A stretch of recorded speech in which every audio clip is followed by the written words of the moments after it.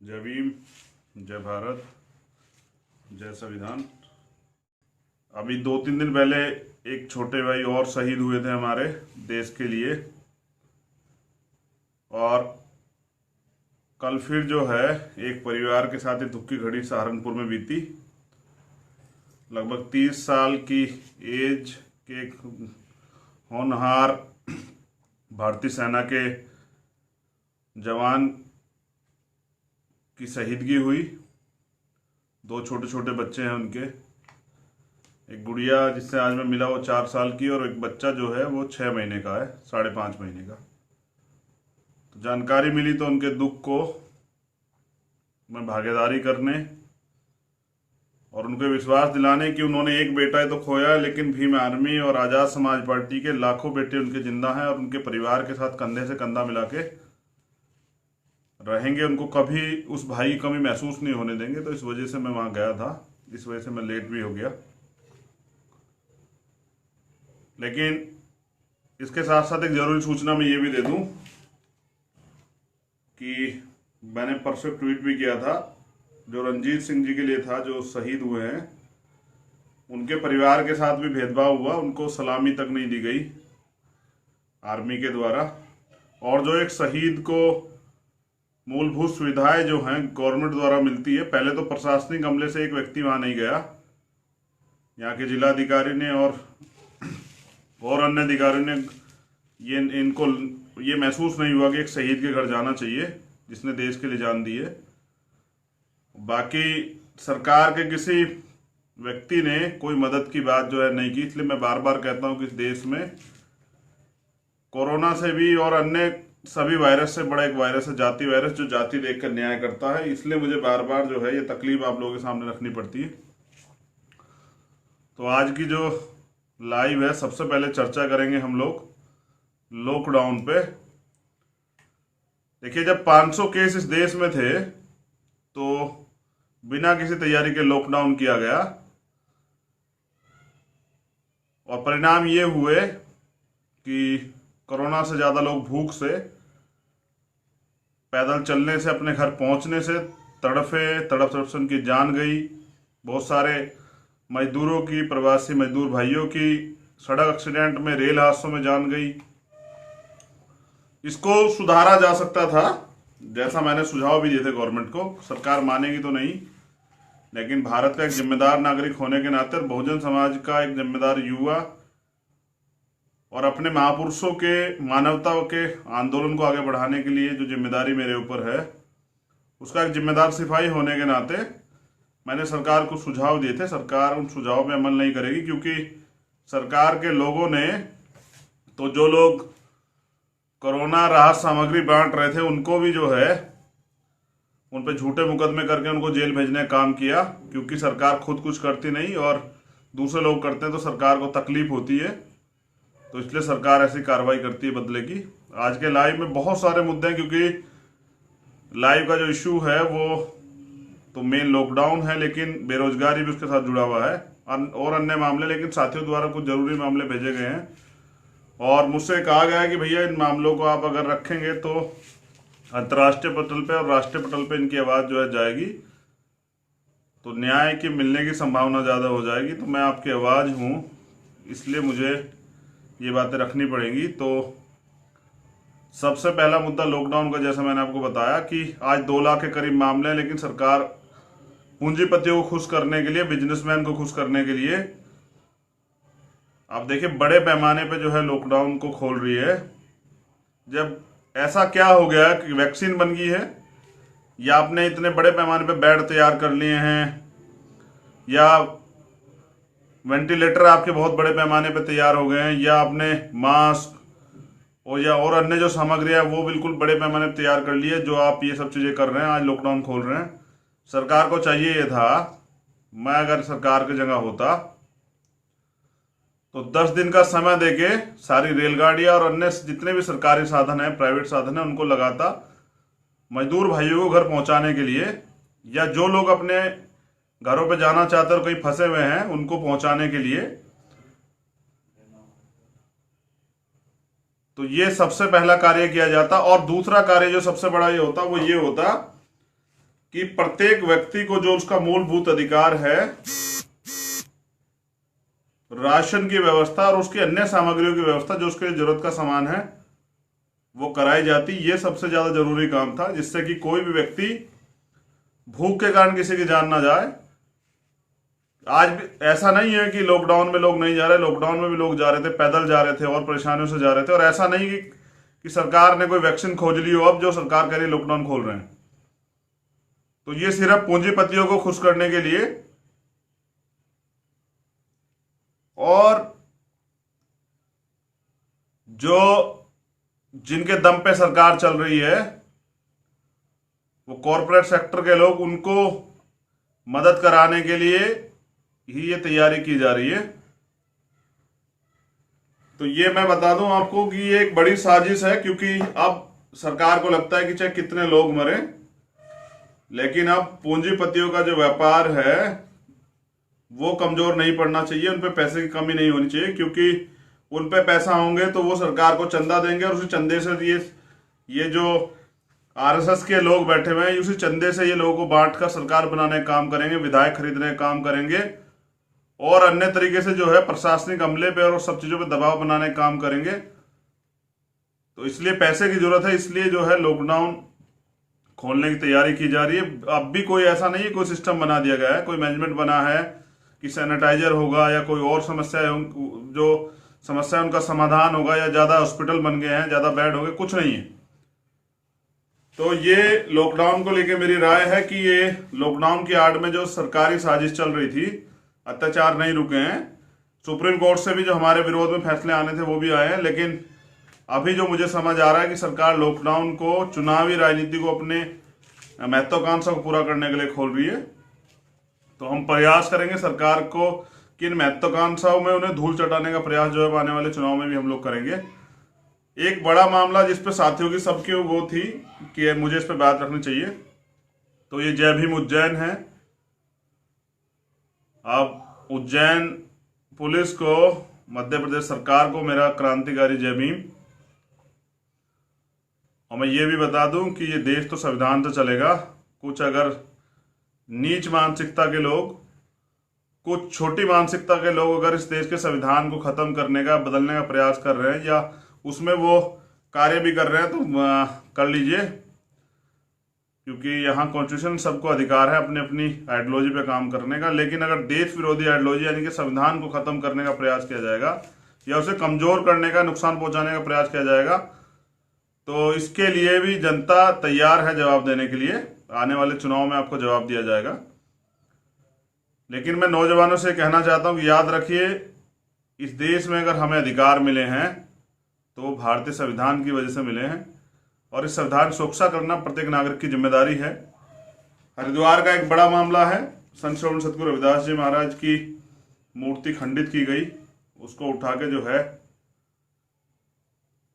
नदी में फेंक दिया गया, और फिर कुछ लोगों ने उसी खंडित मूर्ति को वहां रख दिया। मेरे जाने के बाद जब मैंने प्रशासन से कहा तो अब तक भी वो मूर्ति नहीं रखी गई। कल वो मियाद पूरी हो जाएगी जो समय दिया गया था, तो कल वो मियाद पूरी होगी तो कल वो मूर्ति रखी जाएगी।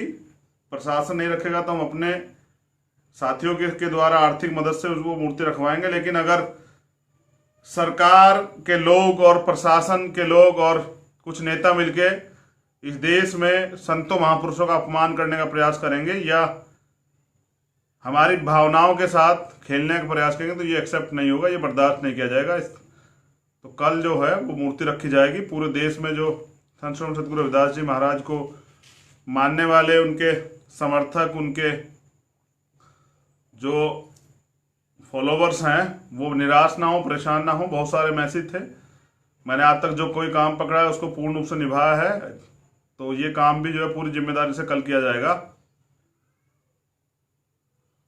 तो अब बड़ा मुद्दा है नौजवानों के लिए। बेरोजगारी इस देश में चरम पे है। ये जो सरकार है वैसे तो सब खैरियत से है। मोदी जी ने और इनकी सरकार ने, इनके मुख्यमंत्री ने इतनी बढ़िया व्यवस्था की है मजदूरों के लिए, आम आदमी के लिए। सबके खाते में जो काला धन इन्होंने कहा था कि हम लेके आएंगे, वो काला धन ले भी आए हैं और वो पहुंचा भी दिया है। इनकी सरकारें भी पूर्ण रूप से भ्रष्टाचार मुक्त हैं। ये कहीं विधायक नहीं खरीदते हैं, कहीं सरकारी एजेंसी का दुरुपयोग नहीं करती हैं, तो पूरे देश में सब कुछ अच्छा जो है चल रहा है। खुद के, क्योंकि मैं भी बेरोजगार हूँ, मेरे खाते में भी काफ़ी पैसे आए हैं, ऐसे मैसेज मुझे मिले हैं, मैं जाके चेक कराऊंगा, जिससे मैं हो सकता है कि मैं भी कुछ और लोगों की मदद कर दूं और उसमें मेरा भी खर्चा चल जाए। तो कहते हैं सोई भी प्रजा और तानाशाह राजा किसी देश के लिए खतरनाक होता है। अगर कोई जगह है प्रधानमंत्री जी तो ढूंढ लीजिए। क्या मजाक बना दिया देश का,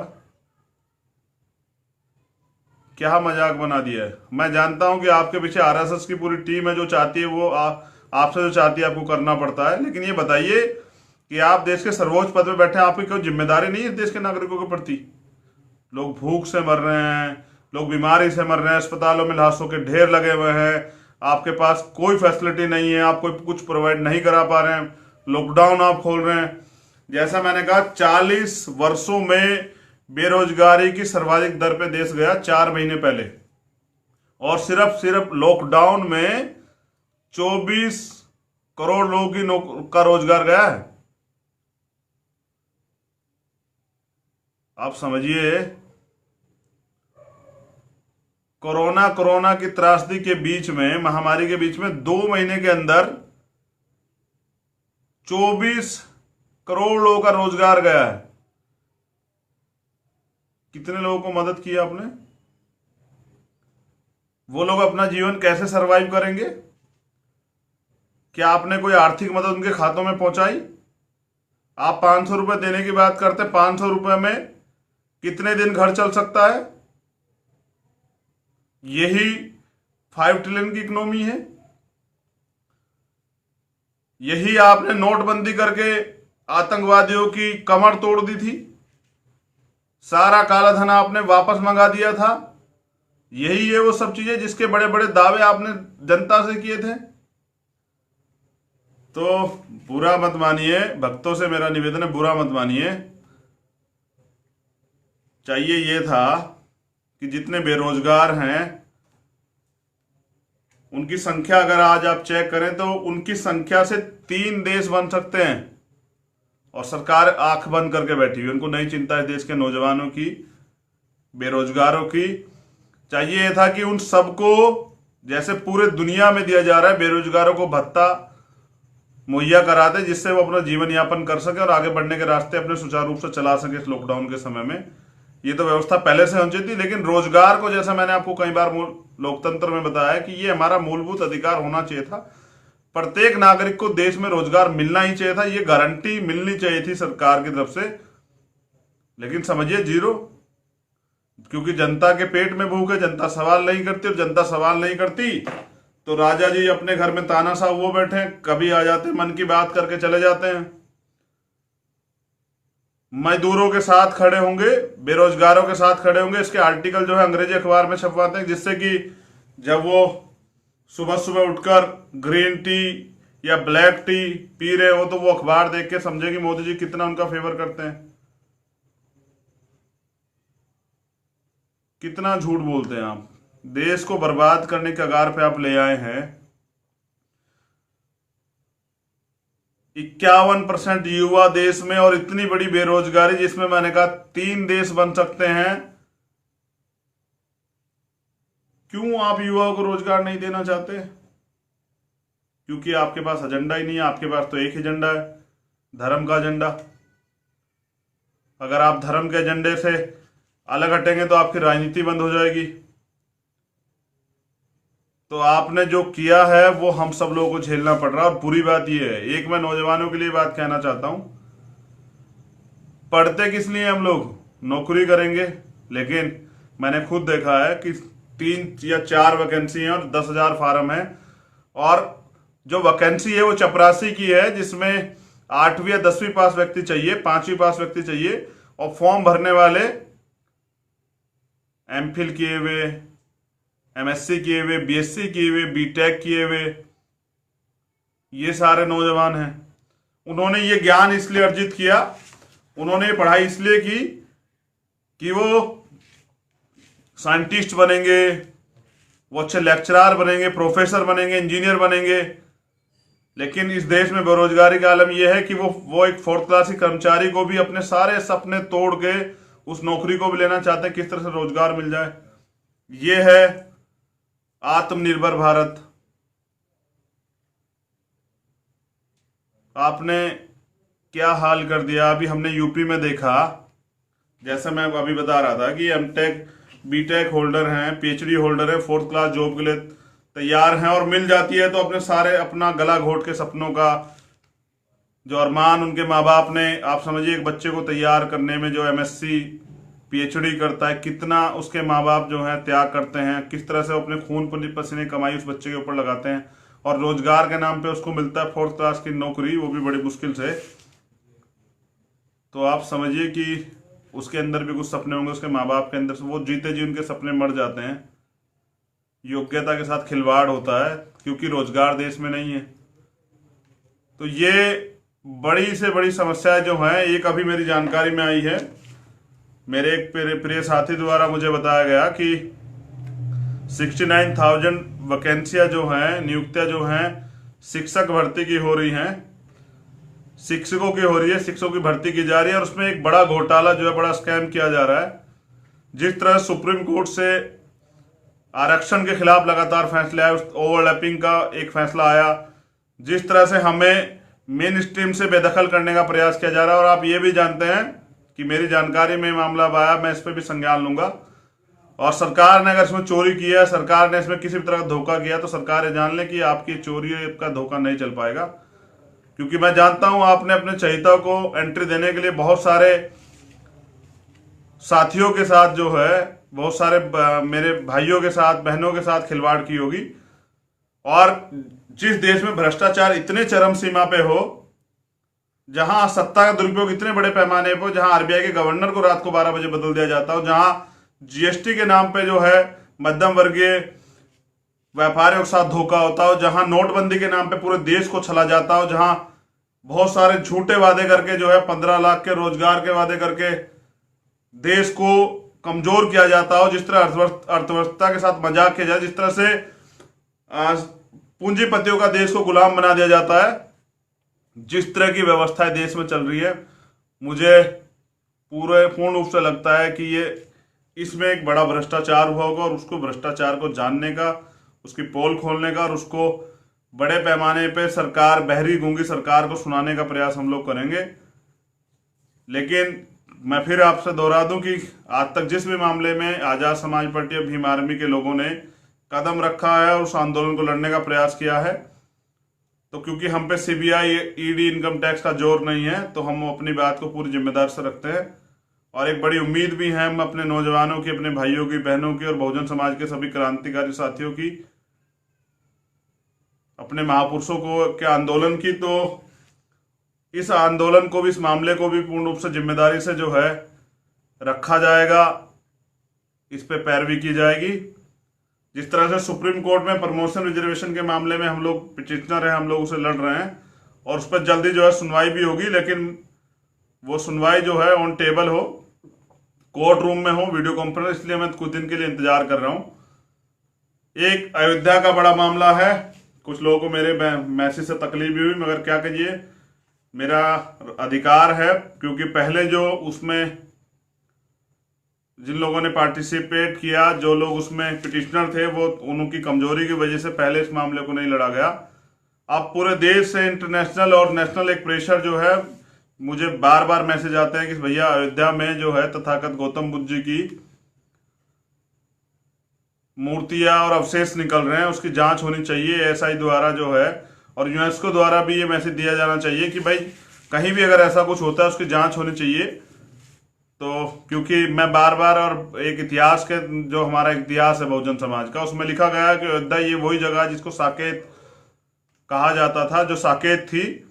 तो हमने उस पर भी मांग रखी है कि भाई कानून सबके लिए बराबर है, अधिकार सबके लिए बराबर है, आस्था और भावनाएं सबके लिए बराबर है, तो हमारी भावनाओं से खिलवाड़ न किया जाए, उसकी पूर्ण रूप से जांच हो और जनता को जांच के विषय में बताया जाए कि जनता की भावनाएं आत और जनता को पता लगे सच्चाई क्या है। तो लॉकडाउन की आड़ में सरकारी खेल खेलना बंद किया जाए, एक अभी दिल्ली गवर्नमेंट के लिए मेरे पास एक सवाल ये है कि जिस तरह से कोरोना वॉरियर्स के साथ वहाँ भेदभाव हो रहा है, जिस तरह से बड़े पैमाने पर सफाई कर्मचारियों के साथ वहाँ भेदभाव हुआ, तो ये जाति देख के न्याय करना, अभी बहन शैली के साथ जो भेदभाव हो रहा है, ये जाति देख के न्याय करना बंद कीजिए। और यही हमें मजबूर करता है और यही आपका चाल चरित्र बताता है किस तरह से आप जाति के नाम पर छल करते हैं लंबे समय से और अब भी कर रहे हैं। जब हमारी बात आती है तो आपके बजट और आपकी योजनाएं बंद हो जाती हैं।